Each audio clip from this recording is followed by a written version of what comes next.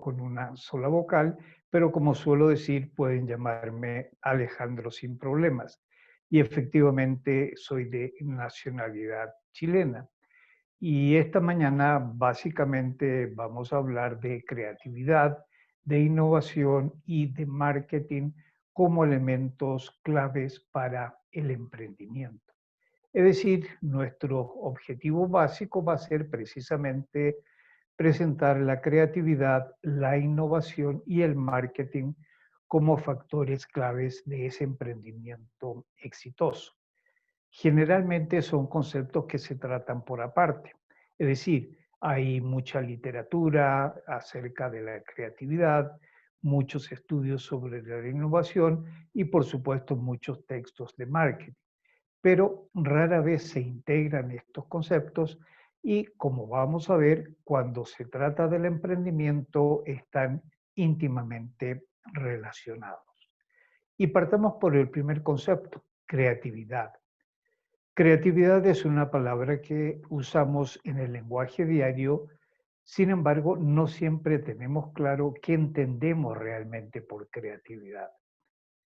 Es complejo porque puede ser considerado un producto, puede ser considerada las características de una persona, etcétera. Pero para nosotros en esta oportunidad, creatividad simplemente va a ser el resultado de un proceso que nos va a llevar a algo nuevo, distinto, original, algo que no existía antes. Muchas veces cuando uno habla de creatividad, tiende incluso a confundirlo con la genialidad. Y uno dice, ¿quién es creativo? Un gran científico, un gran artista, etc. Pero en realidad la creatividad, como la hemos conceptualizado, se puede dar en diferentes niveles. Y efectivamente hay un nivel superior a la creatividad que se confunde con la genialidad.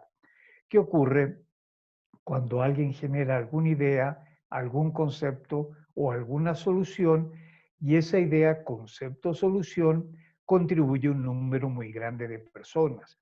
En ese caso hablamos de creatividad a un nivel superior. Pero esta también puede manifestarse en lo que podríamos llamar un nivel intermedio, que aparece cuando alguien genera conceptos, ideas o soluciones y estas no tienen esa repercusión tan amplia, pero sí afectan al medio en el cual nos movemos. Por ejemplo, la universidad, la empresa, la ciudad, el país. Allí hablamos de creatividad a nivel intermedio. Pero incluso esta puede manifestarse también en lo que podríamos llamar un plano individual o personal, que aparece que cuando alguien genera ideas y estas no trascienden más allá de ese ámbito personal o familiar. Por ejemplo, un padre puede relatarle un cuento a sus hijos para que éste se duerma. En ese momento ese padre es enormemente creativo, pero por supuesto esa creatividad no va a trascender de ese momento particular. En otras palabras, dependiendo de la repercusión que tengan esas nuevas ideas, podemos hablar de una creatividad al nivel superior, nivel intermedio o individual. Generalmente la creatividad al nivel superior se le denomina una creatividad con minúscula y la individual más bien con minúscula.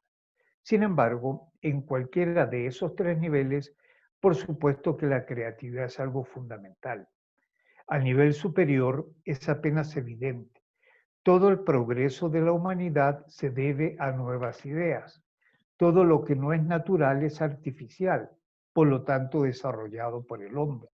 Y estamos necesitando de manera impresionante de nuevas ideas para solucionar los grandes problemas de la humanidad. Pero a nivel intermedio también es clave porque siempre en las organizaciones, en las empresas, va a haber algo que cambiar en productos, en procesos, en métodos, en sistemas. Y no solo en las empresas, las ciudades necesitan de nuevas ideas para solucionar sus grandes problemas.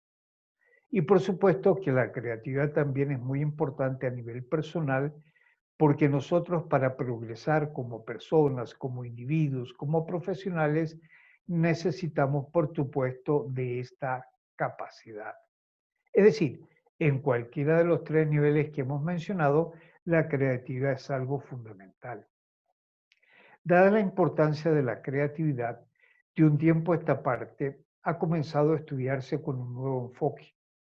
Tradicionalmente se estudiaba la creatividad desde un ángulo psicológico, mirando cuáles eran los procesos mentales involucrados en la producción de ideas. Pero hoy los estudios son mucho más pragmáticos y buscan ver por qué una persona es creativa o por qué no lo es, o por qué en determinados ambientes se manifiesta la creatividad más que en otros. Y estos estudios con ese enfoque, que son relativamente recientes, han llegado a conclusiones bastante interesantes que podríamos resumir en tres. La primera gran conclusión es que todos somos creativos, que la creatividad es un don de todo ser humano, independientemente de su edad, de su género, de sus estudios e incluso de su inteligencia. Todos poseemos el don de la creatividad. Sin embargo, una segunda conclusión es un poco más preocupante. Nos dice que, si bien es cierto, es una capacidad de todo ser humano, esta no se ha desarrollado y por el contrario se estima que en promedio no utilizamos más allá de un 10% de esa real capacidad creativa que todos poseemos. Pero la tercera conclusión es un poco más optimista. Nos dice que la creatividad no es algo que se tiene o se tiene en un determinado nivel, sino que definitivamente la creatividad es algo que se puede desarrollar. La creatividad es algo que se puede aprender y por lo tanto enseñar. Resumen entonces de estudios recientes es que todos somos creativos, que no hemos desarrollado esa capacidad por razones que veremos más adelante, pero que definitivamente la creatividad puede ser desarrollada. Cuando uno mira estas conclusiones, tal vez la que más llama la atención y en alguna medida preocupa es la segunda. Es decir, si la creatividad es algo tan importante como hemos manifestado, ¿qué ha pasado con nuestra creatividad? En realidad hay muchas razones, motivos, circunstancias que explican el por qué no somos creativos. Normalmente reaccionamos ante una necesidad, un problema. De allí que se diga que la necesidad es la madre de la creatividad, y eso es relativamente cierto. Pero ¿saben ustedes cuál es el padre de la creatividad? El especular, el jugar con las ideas. Es que uno puede ser enormemente creativo, no necesariamente enfrentando un problema, pero tendemos a seguir haciendo las cosas como siempre las hemos hecho. Y nos cuesta mucho, ¿verdad?, vencer esa situación. Hay algunos frenos, hay algunos obstáculos, bloqueos típicos a la creatividad. Nosotros rápidamente veremos algunos de ellos porque en la medida que los identifiquemos, también podríamos comenzar a dar los primeros pasos para ser más creativos. Simplemente con fines didácticos y de exposición, vamos a hablar de algunos bloqueos emocionales que están en nosotros mismos y nos impiden buscar o expresar ideas, otros perceptuales que están en el manejo de nuestros sentidos, culturales propios del medio ambiente y vamos a mencionar algunos organizacionales propios de las empresas. Y partamos por los primeros, lo que hemos llamado bloqueos emocionales, que como les decía están en nosotros mismos y nos impiden a veces buscar o expresar ideas. Un ejemplo típico de un bloqueo emocional es el temor a equivocarnos. Yo creo que a todos nos ha pasado la siguiente situación. Estamos en una reunión, se está discutiendo cualquier problema, se nos ocurre una idea y sin embargo nos quedamos callados. La reunión sigue su curso, alguien pide la palabra y dice exactamente lo que nosotros habíamos pensado. Y todo el grupo, bravo, qué buena idea. Y nosotros, bruto, ¿por qué no lo dijimos? ¿Y por qué no lo decimos? Por ese gran temor que tenemos a equivocarnos. Sin embargo, la creatividad implica un riesgo y si tenemos tanto miedo de equivocarnos, probablemente no seamos creativos. Eso está muy relacionado con el miedo al ridículo, al que dirán, se van a reír de mis ideas, etcétera. Y eso, por supuesto, limita el que las expresemos. O el aferrarnos a una idea. Resulta que si yo tengo una solución, una idea, y alguien opina algo en relación a mi idea, lo tomo casi que como un ataque personal. Y a menudo nuestras reuniones se transforman en atacar y defender ideas en lugar de entre todos construir como nuevas alternativas o posibilidades. O incluso el deseo de triunfar fácil. Uno muchas veces cree que la creatividad es simplemente una iluminación, pero la creatividad es un esfuerzo, es un trabajo.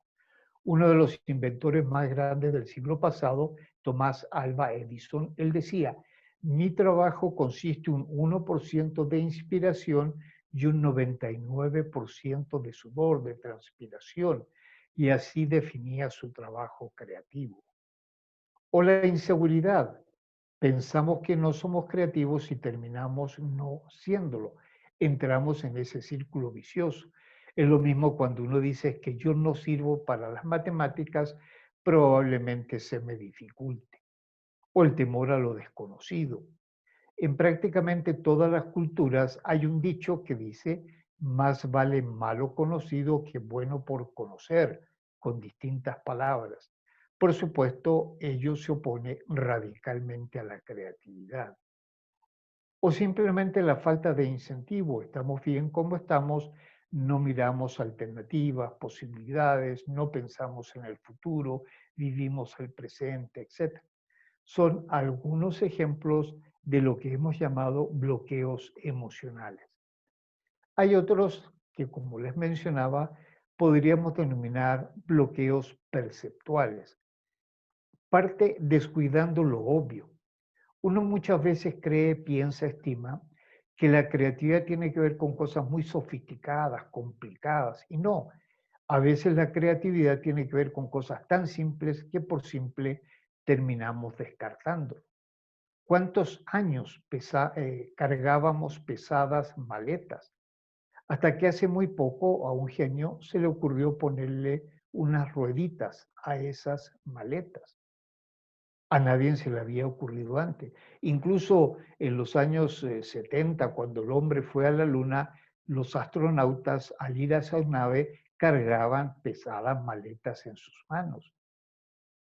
O la gente no compraba todo lo que podía comprar porque no tenía cómo llevarlo hasta que alguien inventó el carrito del supermercado y así sucesivamente.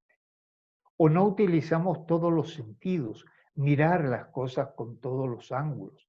Si uno ve, por ejemplo, que se levanta la tapa de una olla con la fuerza del vapor, solo fue un señor Watt que se le ocurrió utilizar eso. A veces pequeños cambios en una forma, en un color, en un diseño, pueden hacer la diferencia entre un éxito o un fracaso. Se dice de que una buena definición del problema puede ser el 50% de su solución, pero muchas veces malas definiciones nos desvían de soluciones posibles y ser creativo. Si un trabajador no lo está haciendo bien, el problema no es despedirlo o no despedirlo, el problema es por qué está trabajando mal. O dificultad para ver relaciones. Hay autores que dicen de que no hay nada nuevo bajo el sol y que la creatividad consiste fundamentalmente en recombinar de una manera diferente lo que ya existe. Y en definitiva tenemos una falta de entrenamiento perceptual, como digo, para utilizar todos nuestros sentidos. Hay otros bloqueos que denominamos culturales, propios del medio ambiente. Un ejemplo típico es la falta de curiosidad. Se dice que quien no tiene preguntas, por supuesto, no tiene respuestas. De allí que los niños sean eminentemente creativos, porque ellos preguntan, consultan. Ese personaje, por ejemplo, el pato Donald, como ustedes saben, tiene sobrinos, Hugo, Paco y Luis. Sin embargo, el pato Donald no está casado, El pato Donald no tiene hermanos. ¿De dónde salieron los sobrinos del pato Donald? Bueno, eso me lo puede preguntar un niño de 5 años, pero nosotros adultos, pato Donald, sobrinos, bueno, así será. Y muchas veces de manera consciente o inconsciente matamos la creatividad de esos niños cuando ellos comienzan a preguntar el por qué, y uno con su autoridad adulto finalmente le dice porque sí, porque yo lo digo, y matamos, como digo, la creatividad de esos pobres niños. O tenemos mucha fe en la lógica. La lógica es muy importante para evaluar ideas, pero no siempre para producirlas. Es ilógico que algo más pesado que el aire vuele, pero si uno pensara así, a lo mejor los aviones nunca hubiesen sido inventados. O limitamos la fantasía, el juego. Y vuelvo al ejemplo de los niños. Ellos juegan con las ideas, especulan, y nosotros de adultos ya lo consideramos poco práctico. Y estamos llenos de costumbres y tradiciones, y seguimos haciendo las cosas como siempre las hemos hecho y cuesta mucho vencer ello. Pero quizás el bloqueo cultural más importante, sin lugar a duda, son nuestros modelos educativos, que lejos de motivar la creatividad, la matan, la frenan, la inhiben, la abortan. Desde el preescolar, ¿cuál es el niño que sacan del salón de clase? El creativo, el que molesta, el que pregunta. Y hay una desvinculación total entre la teoría y la práctica. A uno en el colegio le enseñan electricidad, física, pero es incapaz de arreglar después un enchufe. O nos hablan de culturas distantes en el tiempo y el espacio y no discuten lo que está pasando en México hoy. Realmente los modelos educativos, como digo, matan esa creatividad. Falsas dicotomías. El patio para jugar, el salón de clases para aprender. Yo puedo aprender jugando o yo puedo jugar en el salón de clases. Y en definitiva, nos transmiten un conocimiento. Todos en alguna oportunidad estudiamos filosofía, pero ¿qué fue estudiar filosofía? Lo que algunos filósofos decían, más no nos enseñaron a filosofar, que es algo distinto. En definitiva, yo suelo decir de que tenemos estudiantes del siglo XXI, tenemos profesores del siglo XX y muchas veces programas del siglo XIX. En lugar de adoptar a este gran pensador, Jean Piaget, en que el objetivo principal de la educación es crear personas capaces de hacer cosas nuevas y no simplemente repetir lo que otras generaciones hicieron. Por ello, reitero, desafortunadamente nuestros modelos educativos no funcionan.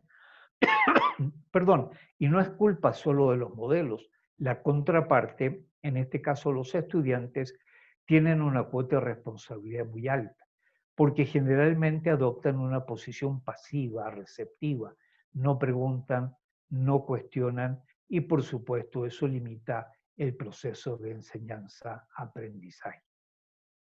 ¿Cómo podemos mejorar en lo personal? Por supuesto con el corazón y el cerebro.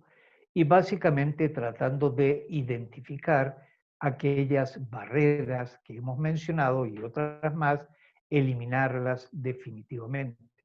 Primero reconocerlas y después ver qué podríamos hacer para eliminarlas.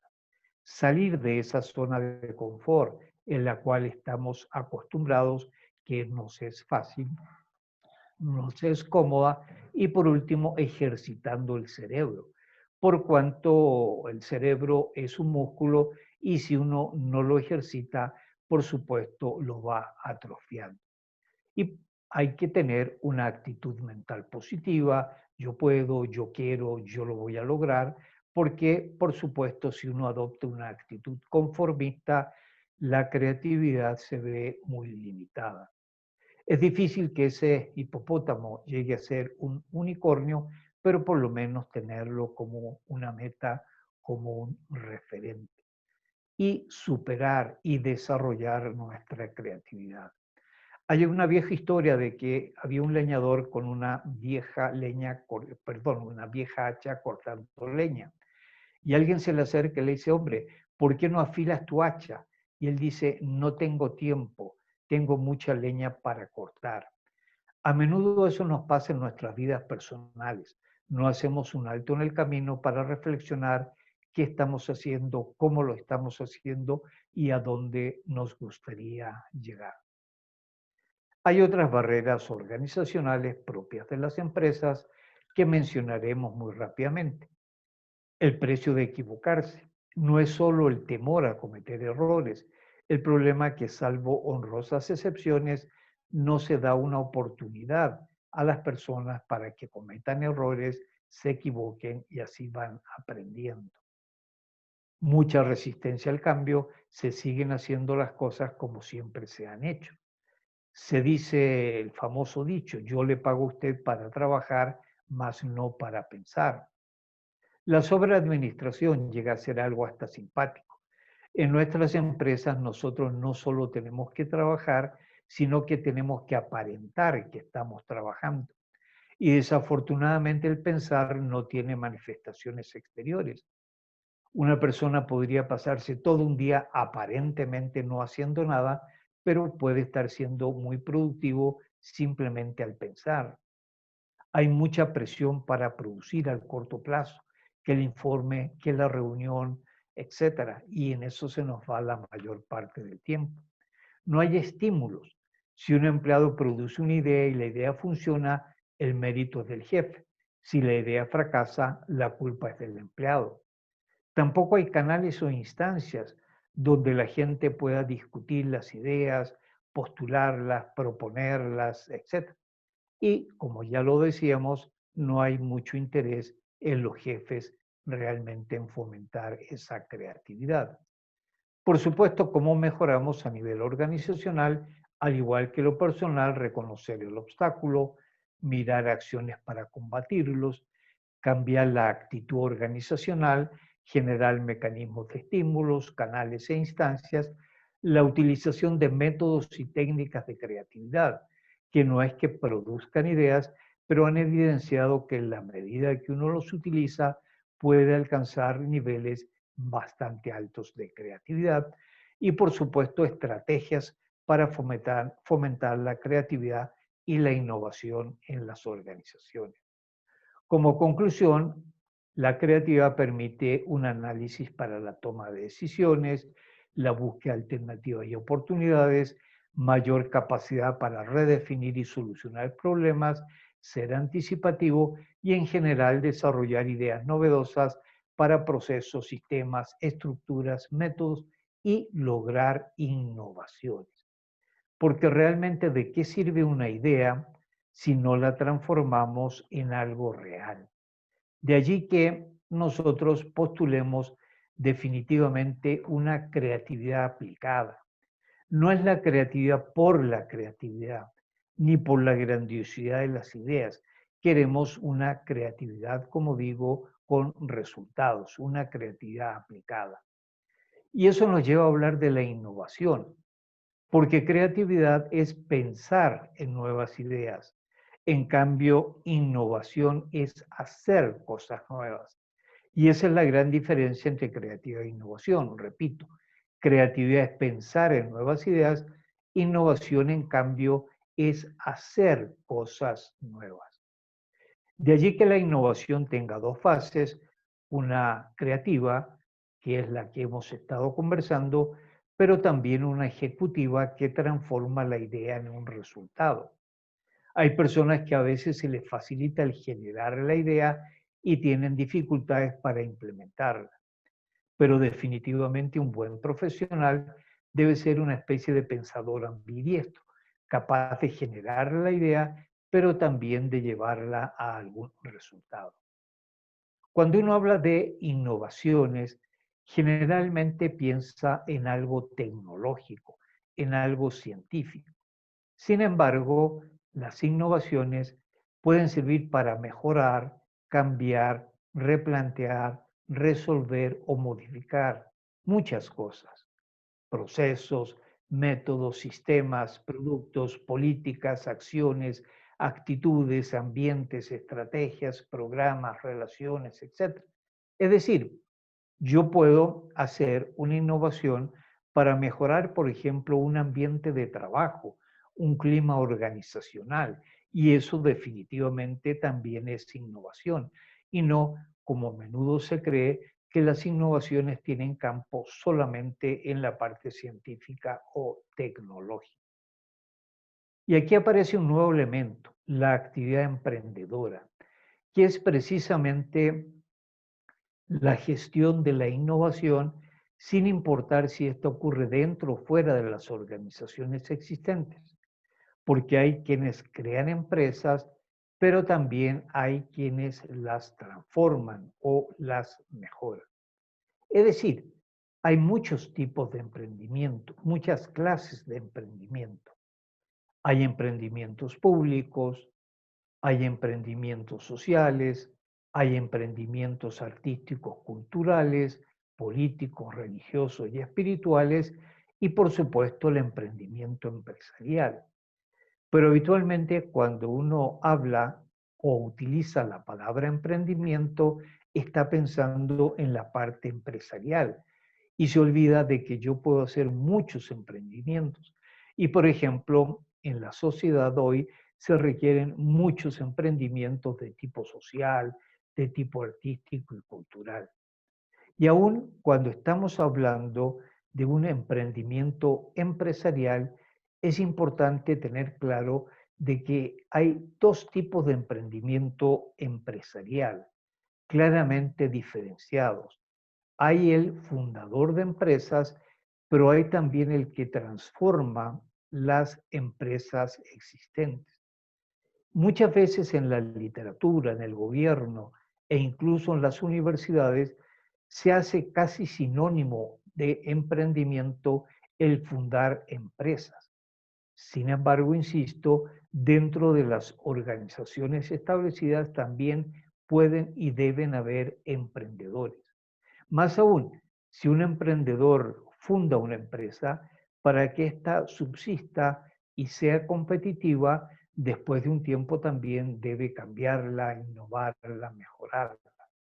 Y el desarrollo económico definitivamente requiere de personas emprendedoras, por supuesto, capaces de cambiar y mejorar productos, procesos, métodos y sistemas para hacer crecer las empresas existentes, públicas y privadas, así como personas con espíritu empresarial que creen sus propias organizaciones.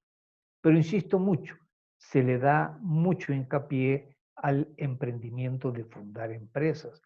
Es el nuevo héroe social. No seas empleado, funda tu propia organización, etcétera. Pero realmente también es muy importante la formación de emprendedores para empresas establecidas y dejar de lado, ¿verdad?, esa palabra emprendedor de moda que muchas veces se utiliza de manera errónea y se piensa que cualquier persona independiente o autónoma, como le llaman en España, definitivamente es un emprendedor. Y eso no es cierto. Realmente para ser emprendedor, como digo, aún fundando una organización o una empresa, esta debe ser algo innovadora, no debe ser más de lo mismo.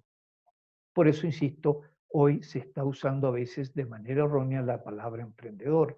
En primer lugar, por identificarlo exclusivamente con la fundación de empresas y en segundo lugar, por pensar que cualquier profesional independiente o cualquier persona que tenga su propio negocio es emprendedor.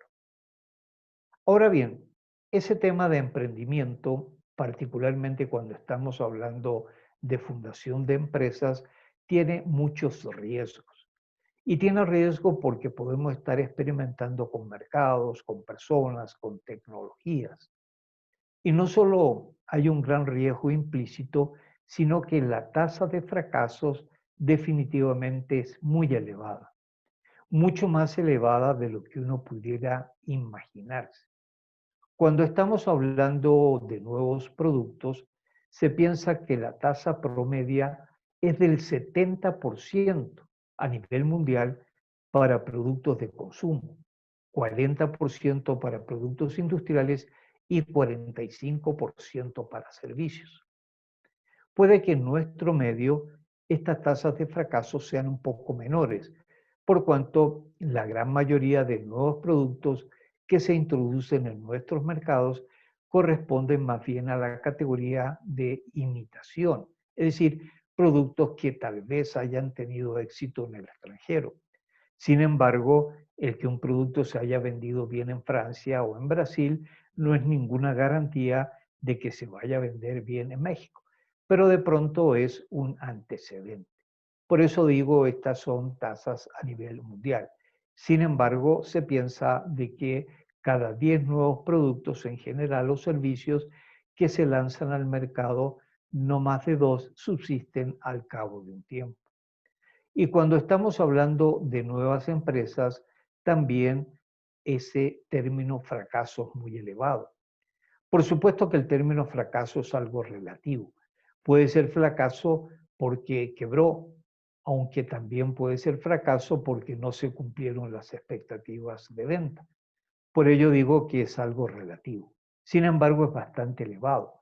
Las estadísticas indican que en promedio el 80% fracasa antes de los 5 años y el 90% no llega a los 10 años.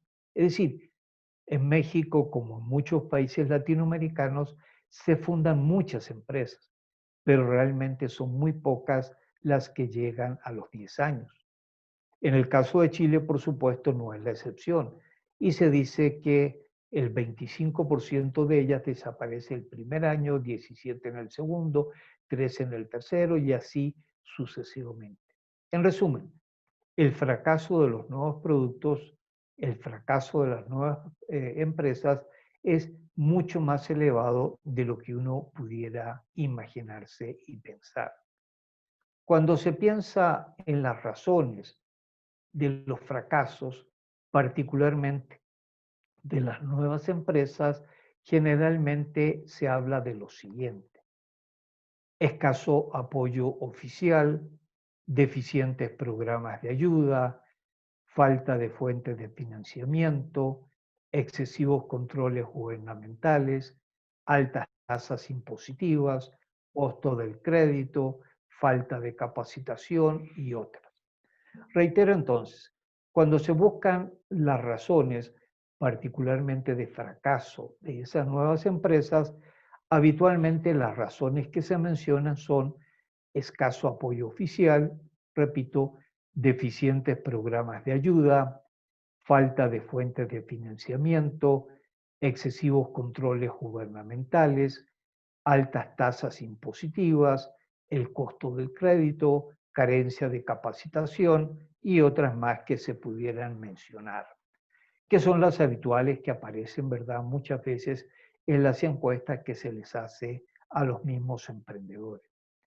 Sin embargo, surge la siguiente pregunta: ¿por qué, a pesar de tener que enfrentar la misma problemática, sin embargo, algunas empresas sobreviven, progresan y crecen, incluso hasta llegar a convertirse con el paso del año, en los años, en grandes empresas? Toda gran empresa en algún momento fue pequeña. Entonces la pregunta es, ¿por qué algunas empresas sobreviven a pesar de estar en el mismo medio y enfrentar los mismos problemas? Eso nos lleva a reflexionar sobre el asunto.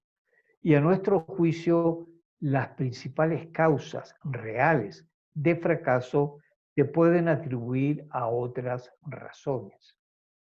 En primer lugar, algo que ya habíamos insinuado, lo que llamamos el mito del emprendimiento.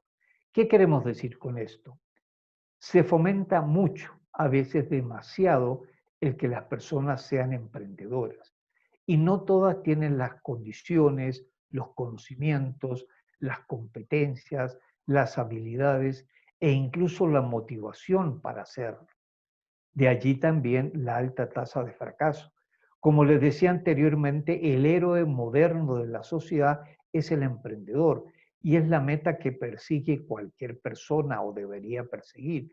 Y eso es un error. Un profesional puede desarrollarse perfectamente profesional, económicamente, siendo un empleado, pero hoy se habla del empleado como poco menos el esclavo y todos tenemos que emprender.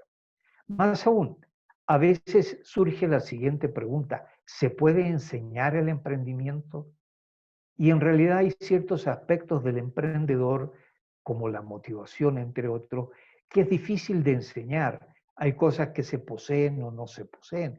Lo que yo puedo enseñar es dar los conocimientos, las habilidades, las competencias para que esa persona pueda hacer de manera adecuada un emprendimiento. Pero definitivamente no todos tienen que emprender en el sentido de fundar una empresa. Otra razón muy frecuente es lo que yo llamo un mal conocimiento, que es confundir ideas con oportunidades. Ideas: yo quisiera hacer tal cosa. Oportunidad de negocio es que para aquello que yo quiero hacer exista realmente un grupo de personas interesadas en adquirir aquello que yo quiero hacer. La mayoría de los emprendimientos parten con lo que podríamos denominar un know-how. La gente dice: yo sé hacer, yo sé fabricar, se pone a hacerlo, se pone a fabricarlo y después se pregunta: ahora bien, ¿a quién se lo vendo? Digamos que una persona quiere dedicarse a la artesanía. No es la artesanía que sepa hacer, ni la artesanía que le gusta. Para tener éxito debe hacer la artesanía que está demandando algún segmento del mercado. Por eso decimos que es muy frecuente confundir ideas con real oportunidad. O el errado desarrollo de la oferta de valor. Digamos que el emprendedor efectivamente tiene algún producto o servicio que ofrecer, pero las características, los valores agregados, los elementos diferenciadores a veces no son definitivamente los adecuados. Es decir, no basta con pensar satisfacer algún deseo o necesidad. O el no dar el paso de emprendedor a empresario. Cuando una persona es emprendedora, llega un momento, si le va bien, que crece, que factura, y ese emprendedor que le gusta la parte productiva debe entender de que ahora es un empresario con nuevas responsabilidades, con otras tareas financieras, de marketing, etc. Entonces la persona a veces o no tiene las capacidades para dar ese caso o no entiende que debería contratar a una persona para que asuma esas responsabilidades. Pero tal vez el error más importante de esos emprendimientos definitivamente es no utilizar el marketing, no utilizar el marketing. Porque el marketing, y este es el tercer elemento, es precisamente la herramienta que nos va a ayudar a identificar, y no solo identificar, sino que validar las verdaderas necesidades y expectativas del mercado. El marketing nos ayuda, como digo, a ver que no se trata solo de ideas, sino que oportunidades de mercado, y las valida. Pero no solo ayuda a la identificación y validación de esas verdaderas necesidades del mercado, sino que además facilita el diseño de los productos y la comercialización de los mismos. Hoy no basta con tener un buen producto, hay que saber comercializarlo. Un producto puede ser exitoso por una presentación, un color, un precio o el lugar donde yo lo estoy ofreciendo. Entonces el marketing, una vez más, es la herramienta, repito, que no solo facilita el diseño de los productos, sino que además la comercialización de los mismos. Por ello, hay que orientar ese proceso mediante el cual las ideas se transformen en innovaciones aceptadas por el mercado. Hay veces que tenemos lindas ideas, buenas ideas, pero en ese proceso de llevarlas al mercado, a veces sufren una transformación y terminamos ofreciendo algo parecido, pero no exactamente igual a lo que el mercado quería. Por eso reitero, hay que orientar ese proceso mediante el cual las ideas se transforman en innovaciones reales aceptadas por el mercado.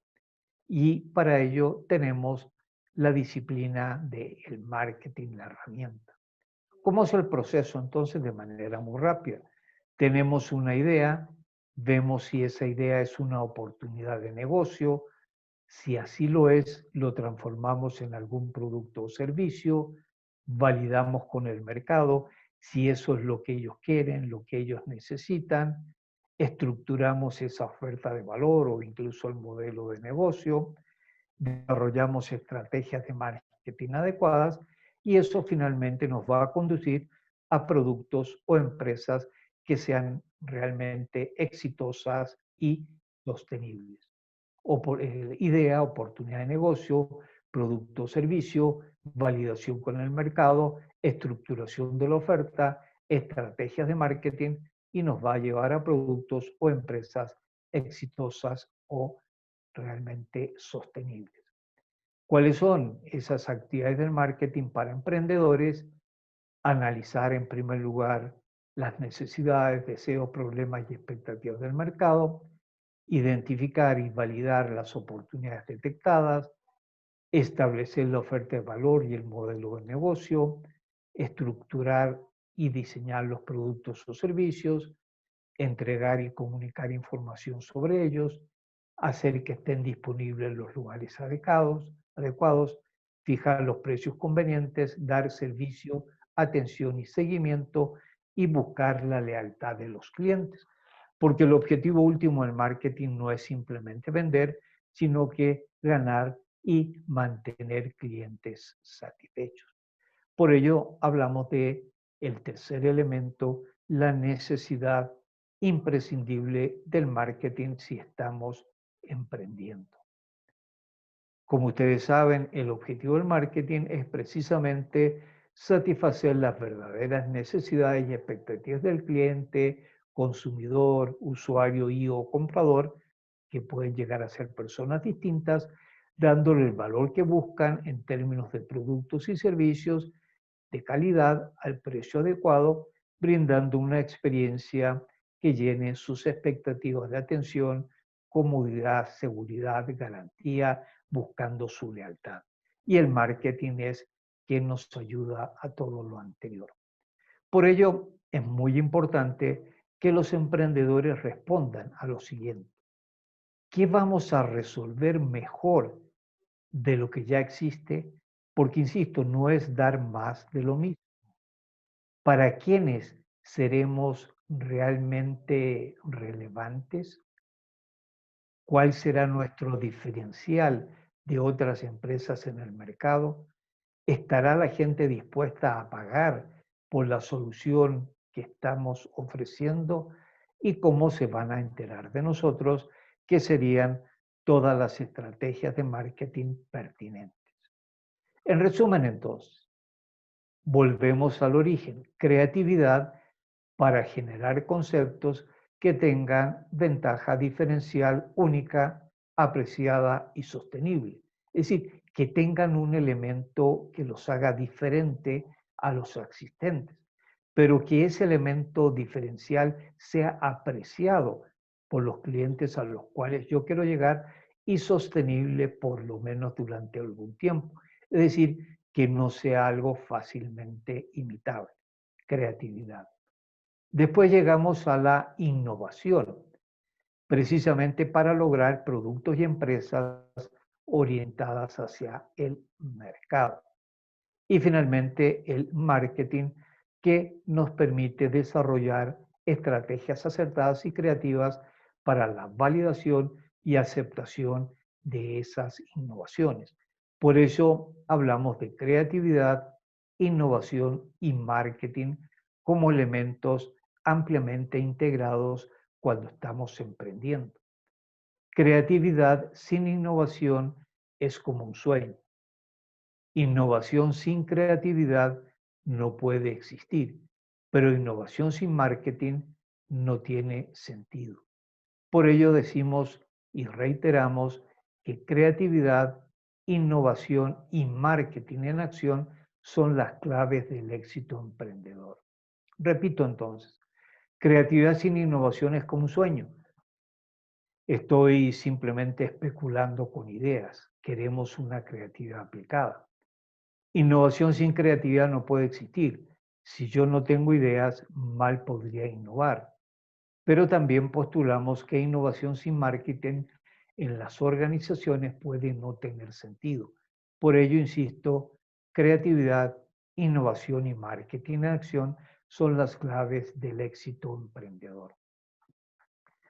En resumen, pensamos que los negocios no fracasan por falta de ideas. Los negocios no fracasan por culpa de la economía. Los negocios no fracasan por culpa de la competencia. Los negocios no fracasan por culpa del gobierno. Los negocios no fracasan por la pandemia que estamos viviendo. Los negocios fracasan porque no se diferencian. Los negocios fracasan por una mala oferta de valor. Los negocios fracasan por errados modelos de negocio. Los negocios fracasan porque no se dan a conocer. Los negocios fracasan por falta de clientes. En definitiva, los negocios fracasan por falta de marketing, que es lo que hemos estado postulando. A manera de consejos finales, si piensas lo que siempre has pensado, obtendrás naturalmente lo que siempre has obtenido. Piensa en pequeño y tus logros serán pequeños. Piensa que puedes y podrás. El éxito ocurre cuando tus sueños son más grandes que tus excusas. Todo depende de ti. Tienes que esforzarte por surgir. Tienes que estar seguro de ti mismo antes que puedas triunfar. A veces no actuamos por miedo al fracaso, pero ese no será nuestro mayor fracaso. Un largo camino comienza con el primer paso, que no te llevará necesariamente donde quieres ir, pero te saca de donde estás, de tu zona de confort. Y por último, compartir con ustedes una fórmula. Naturalmente no hay fórmulas universalmente válidas para nada, pero ya para finalizar, quiero compartir con ustedes una fórmula. La fórmula del éxito. Esa fórmula es E igual M por C a la cuarta, similar a la fórmula de Albert Einstein. E igual M por C, pero al cuadrado. La energía es igual a la masa por la velocidad de la luz al cuadrado. En este caso lo ponemos a la cuarta, siendo E el éxito, logro, el resultado, lo que todos queremos, anhelamos, buscamos. M, por supuesto, la necesaria motivación que debemos tener para el éxito, logro, el resultado. C, conocimientos necesarios, imprescindibles. La otra C son las competencias, que es la aplicación en la práctica de ese conocimiento. No basta con saber algo, hay que saber aplicarlo. C, por supuesto, la creatividad, la originalidad, la recursividad para aplicar esos conocimientos y competencias. Pero hay otra C que a veces se nos olvida, a veces carecemos de ella y que es fundamental. Es el coraje, la valentía para atreverse a hacer, aplicar, llevar a la práctica esos conocimientos, esa creatividad, el coraje necesario. Fórmula del éxito entonces es igual a la motivación por el conocimiento, competencias, creatividad y finalmente coraje. Porque definitivamente emprender es hacer, es llevar a la práctica, es innovar y de eso definitivamente se trata. Por ello, la pregunta es, ¿qué piensan hacer mañana que sea realmente creativo e innovador? Quiero dejarles planteada esa pregunta.